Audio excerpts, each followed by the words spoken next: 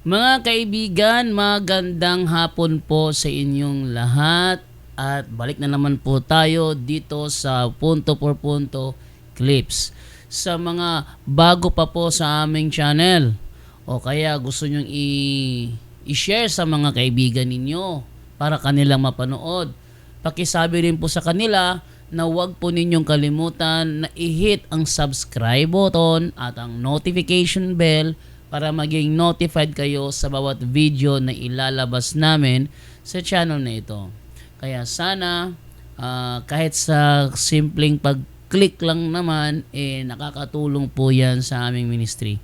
At maraming salamat po mga kaibigan at atin na pong simulan ang ating topic sa araw na ito.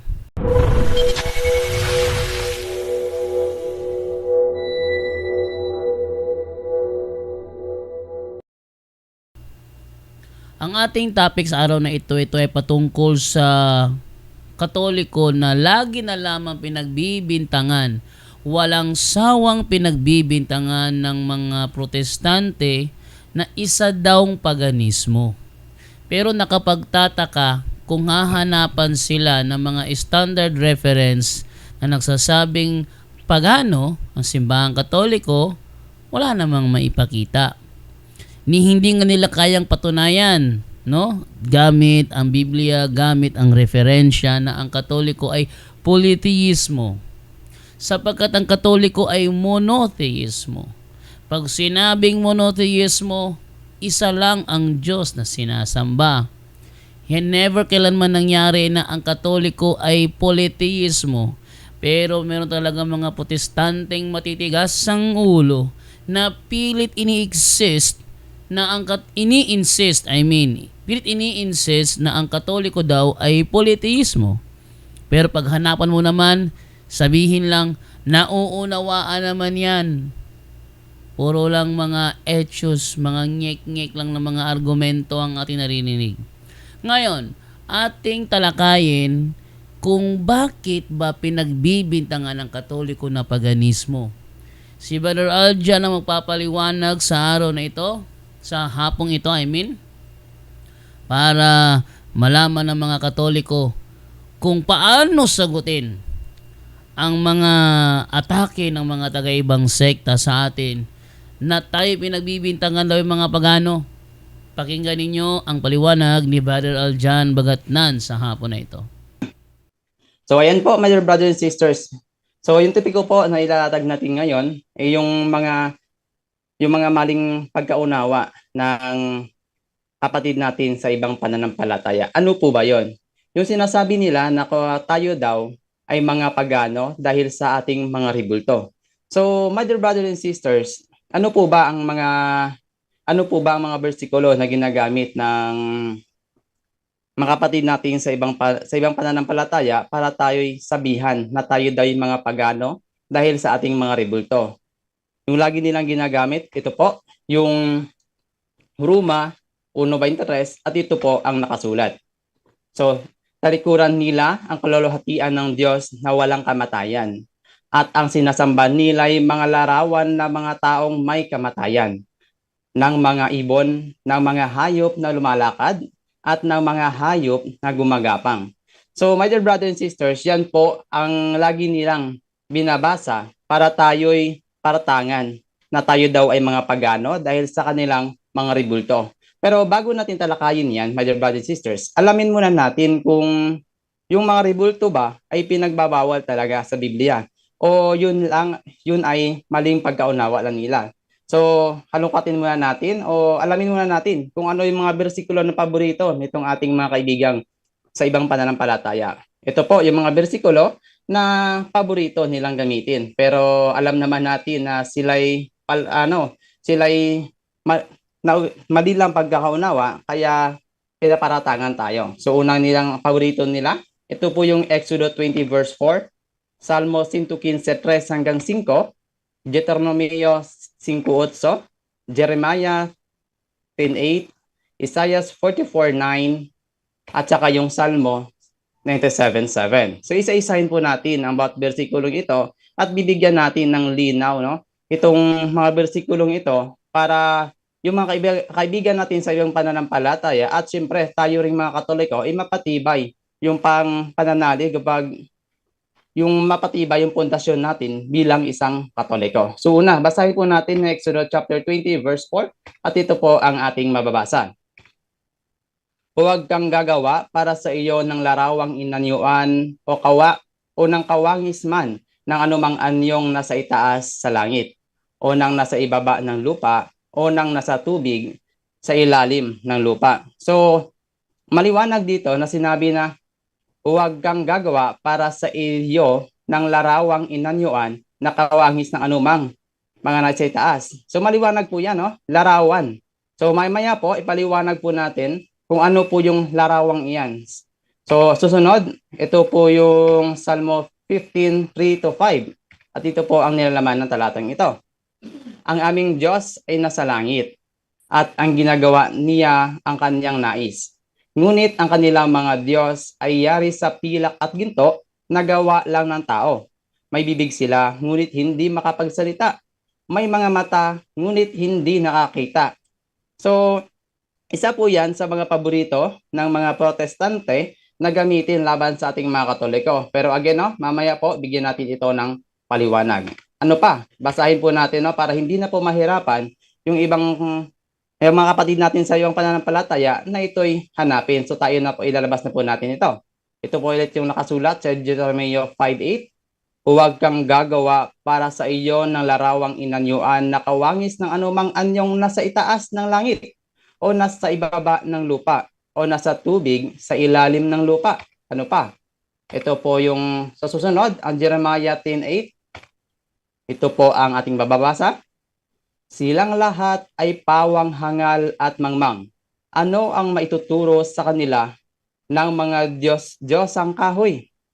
So maliwanag, no? Diyos-Diyosang kahoy. So again, ito pa isa. Isaiah 44:9. Walang kwentang tao ang magumagawa ng ribulto at walang kabuluhan ang mga Diyos-Diyosang kanilang pinahahalagahan. Mga bulag at hangal ang sumasamba sa mga ito, kaya sila'y mapapahiya. Again, walang kwentang tao ang gumagawa ng ribulto at walang kabuluhan ang mga Diyos-Diyosang kanilang pinahahalagahan. Sa Salmo 97:7 at ito po ang mabasa. Mga hiya silang lahat na mga lingkod sa mga larawan. Mga hahambog tungkol sa mga Diyos-Diyosan. Kayo'y magsisamba sa kanya kayong lahat ng mga Diyos. So ayan po, my dear brothers and sisters, yan po yung paliwanag, yan po yung mga ginagamit ng kapatid natin sa ibang pananampalataya para tayo'y palatangan na tayo daw pagano dahil talagang ipinagbabawal daw yung mga ribulto ayon daw sa Biblia. So, my dear brothers and sisters, ano po ba ang nakasulat sa original na teksto nito sa mga talatang ito? So, bago natin ipaliwanag kung ano po yung kahulugan ng nakasulat dyan sa Old Testament at yun sa original text ng Old Testament at yun po ay Hebrew, ano po ba ang explanation ni Brother Dwayne Cartojano patungkol doon sa Exodus 20 verse 3-5? So, alamin po natin ang kanyang explanation patungkol dito. At ito po, pakinggan po natin si Brother Dwayne Cartojano na siya po ay may background patungkol sa original text na Hebrew at ano kanyang kapaliwanag patungkol sa Exodus 20 verse 3-5. Pakinggan po natin siya. Lo yeheye lekha Elohim acharim alpanay. Lo taase lekha pisel biholti mo na asher basamayim mimaal ba asher baaretz mitahat ba asher bamayim mitahat laaretz. Lut istahabi lahim vilu taabdem. Kay anokhe Adonai Elohecha Elkana. Poked abot abon albanim al-shilishim vi al-ribiim lisunay. The Jews had no monotheism until the Babylonians drove them out of their country in 587 BC and deported thousands of them to Babylon. The prohibition described the relation of Adonai to Israel by categorically eliminating other gods, or Elohim Achirim in Hebrew, as far as Israel is concerned. Verse 4 tells us what the them, or the him in Hebrew, describes, namely idol or pisel in any of several forms. The pronoun in lahim in verse 5 no doubt has as its antecedent Elohim Achirim, or other gods, in verse 3. The command in verse 5 not to bow down or worship them, lotistah lahim in Hebrew, requires a grammatical reference that tells the reader to what the them or lahim in Hebrew refers. Pisel literally means idol.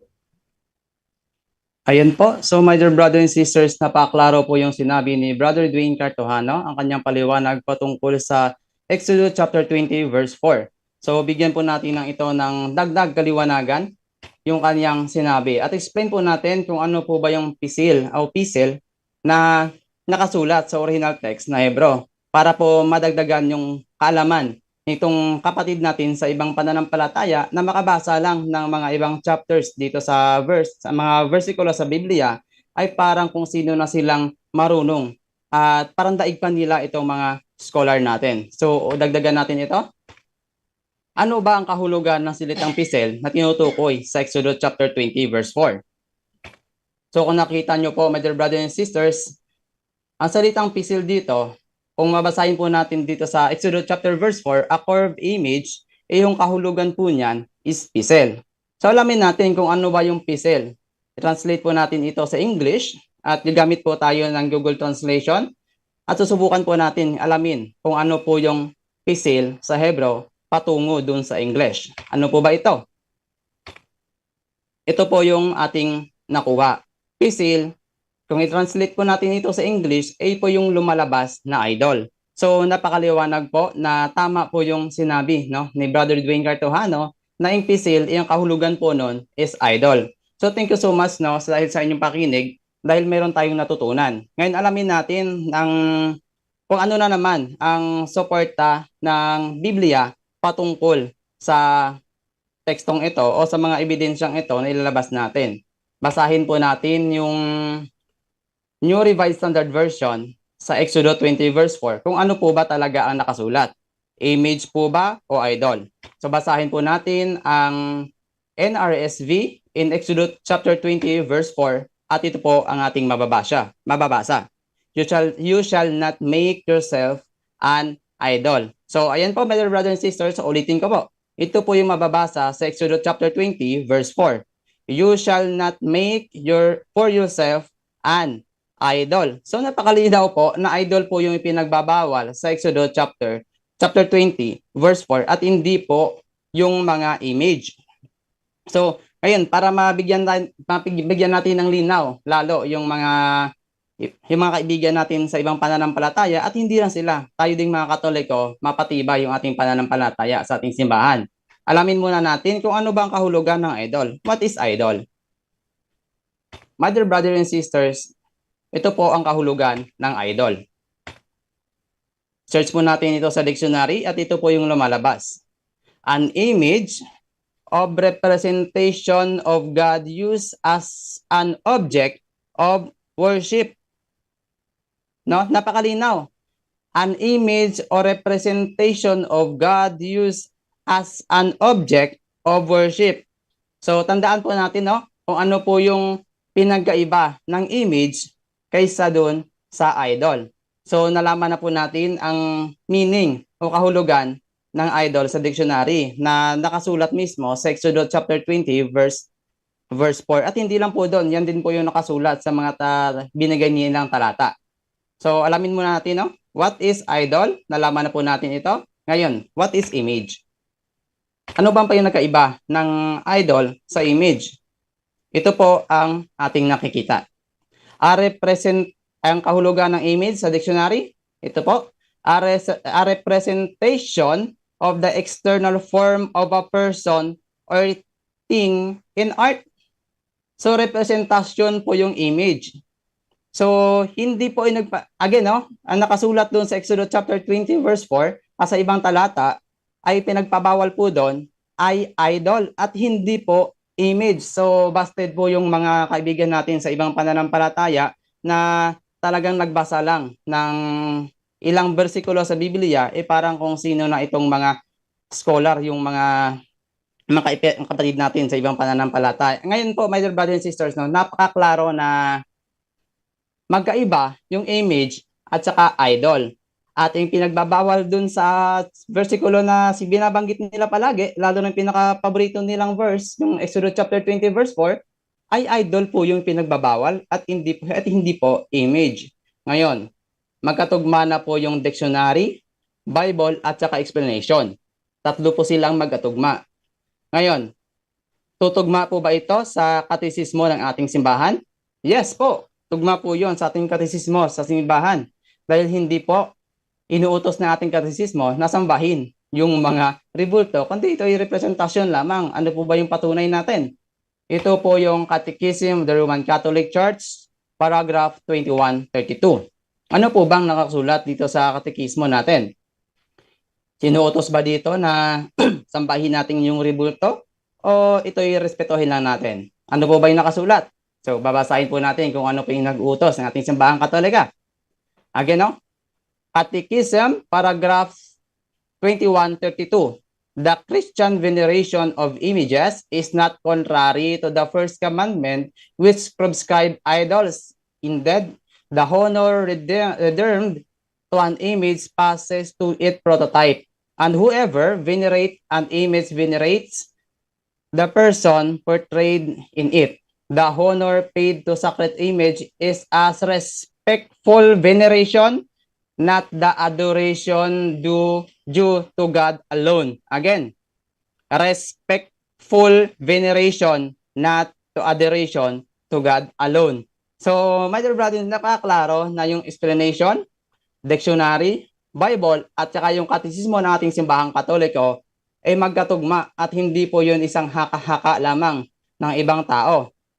Ngayon, yung lagi nilang sinasabi sa atin na katayo daw ay mga pagano dahil sa ating mga rebulto. Alamin natin kung ano ba ang nature ng isang pagano. Tayo ba ay mga pagano? Hindi po tayo pagano at naggumagawa lang po ito ng kwento yung ibang kapatid natin sa ibang pananampalataya. So, ano ba yung pagano? So, malalaman natin ang mga pagano dahil sila ang pagsamba ng mga pagano ay yung panalangin ng mga pagano ay magkaiba sa panalangin nating mga Katoliko. At paano ba manalangin ang mga pagano? Ito po yung nakasulat sa Isaiah 44:17 po yan.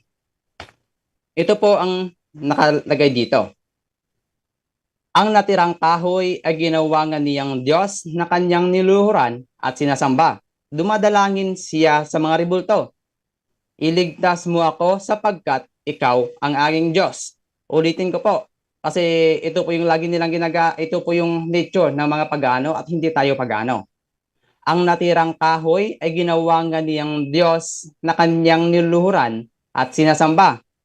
Dumadalangin siya sa rebulto. Iligtas mo ako sapagkat ikaw ang aking Diyos. Napaklaro ang panalangin ng pagano ay napakalayo sa panalangin nating mga Katoliko, mother, brothers and sisters. Dahil kung manalangin ng pagano ay dumadalangin siya sa mga rebulto. Tayo hindi naman po dumadalangin doon sa mga rebulto. At kung sila'y manalangin, sabi dito, iligtas mo ako sapagkat ikaw ang aking Diyos. Tayong mga Katoliko naman po, pag nalangin ay talaga magkaiba. Napakalayo. Siguro hindi ko alam kung yung kapatid natin sa ibang pananampalataya, bingi lang o nagbibingi-bingihan lang. dahil magkaiba o di ko alam, bingi o bulag kasi hindi nila nabasa itong Isaiah 44:17. Dahil kung tayo manalangin mga Katoliko, hindi naman tayo nanalangin kagaya ng mga pagano. Tayo po'y nanalangin ng Ama naming nasa langit. At hindi po tayo nanalangin na Ama namin nasa itaas ka na mesa. At Ama naming nasa nakasabit ka sa dingding. So bilang dagdag kaalaman, bilang dagdag impormasyon, my dear brothers and sisters, magbibigay po tayo ng pakinggan po natin yung dalawang scholar na magpapatunay na ang mga yung nakasulat sa Exodus chapter 20 verse 4 at sa iba pang mga verses o mga talata na ginagamit ng protestante ay hindi po ipinagbabawal yung mga ribulto, kundi ipinagbabawal po doon ay yung mga idol o mga Diyos-Diyosan. So kung hindi sila makikinig rito, ibig sabihin, mas matalino pa sila sa mga scholar na ito. Pakinggan po natin si Dr. Plumbird at saka Dr. Cleaner. Sila po ay mga scholar ng Old Testament. Pakinggan po natin, my dear brothers and sisters. What's the difference between an image and an idol? An image is a visual representation of a person or object. Can be a photograph, painting, sculpture, statue. The Ten Commandments tell us not to make images of God. God is invisible. Human beings were created in God's image, but sin has marred them. Jesus came as God's perfect, sinless image. Most Protestants, Orthodox, and Catholics throughout church history have determined it is acceptable to create images of Jesus. An idol is anything a person worships in place of the one true living God over all the universe. An idol can be another human being who is treated like a god, or something like money, sex, or power. An idol does not have to have an image, though it can, whereas most images are not idols. We know that not all images are idols because we ourselves are made in the image of God, and we are not idols unless somebody worships us, in which case we should tell them to stop. But in terms of other kinds of images, when you're reading a book, the letters on the page are images. The words that we read symbolize something. They symbolize words, and words in turn symbolize ideas. So the idea of using something to symbolize something else or draw our attention to something else isn't wrong in itself. In fact, some languages, including many very ancient languages, actually were pictograph alphabets. That is, instead of doing it letter by letter, sound by sound, they were based on images, based on pictures. So the question is, what are the pictures leading us to do? If the pictures invite us to worship God, if the pictures invite us to appreciate God's creation, if the pictures tell a story that may be edifying, those can all be good things. Obviously, if you're watching say a Christian movie or something like that about Jesus, that's a great thing. If, however, they lead us to worship something other than God, then it's a bad thing. So, ayan po, my dear brothers and sisters, napakinggan po natin yung dalawang scholar na nag-explain at nagbibigay din patunay na yung mga ipinagbabawal sa Biblia ay hindi lang basta-basta mga ribulto, kundi yun po ay mga Diyos-Diyosan.